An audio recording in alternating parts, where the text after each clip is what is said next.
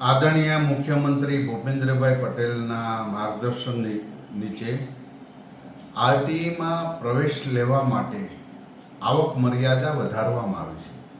6 લાખ સુધીની આવક ધરાવતા 6 લાખ અથવા તો એથી ઓછી આવક ધરાવતા તમામ વંચિત જૂથ યાની કે લોકો આમાં અરજી કરી શકશે।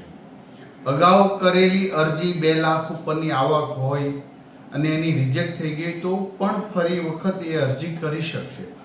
15/4 સુધીમાં ફરી વખત ઓનલાઈન અરજી કરી શકાશે।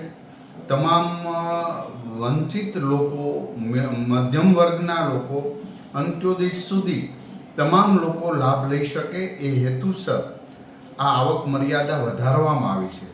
આરટીઈ એ ગુજરાતની અંદર અનેક લોકોને સારી શાળાઓમાં વિનામૂલ્યે અભ્યાસ કરવા માટે સરકારનો આ એક ખૂબ સારો એક અભિગમ, પ્રયોગ અને ખૂબ સફળ રહ્યો છે।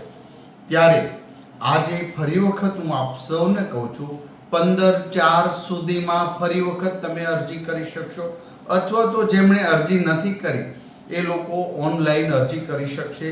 અગાઉ જેણે એટલે કે મહિનામાં જેણે અરજી કરી અને આવક મર્યાદાના હિસાબે જે ફોર્મ કેન્સલ થયા છે એ લોકો પણ ફરી વખત અરજી કરી શકશે। અમારો હેતુ વધુમાં વધુ વિદ્યાર્થીઓ આનો લાભ લઈ શકે, જેઓ જ્યાં ખાલી જગ્યા પડી ન રહે એ હેતુસર મધ્યમ વર્ગ અને ગરીબ વિદ્યાર્થીઓ માટેની આ યોજના ખૂબ સફળ છે।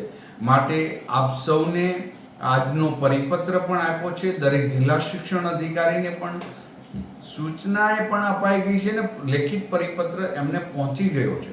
ત્યારે સૌ વાલીઓને આ ખુશીના સમાચાર છે કે 6 લાખ સુધીની આવક મર્યાદા સાથે તમે ફરી વખત ફોર્મ ભરી શકશો અને એમની છેલ્લી કટ ઓફ ડેટ છે 15/4 પહેલાં તમારે ઓનલાઈન તમારું ફોર્મ સબમિટ કરવાનું છે। જે નોર્મ્સ અગાઉના હતા એ બધા જ નિયમો એજેટી છે, માત્ર આવક મર્યાદા વધી છે અને કટ ઓફ ડેટ હતી એ 15/4 સુધી કરવામાં આવી છે।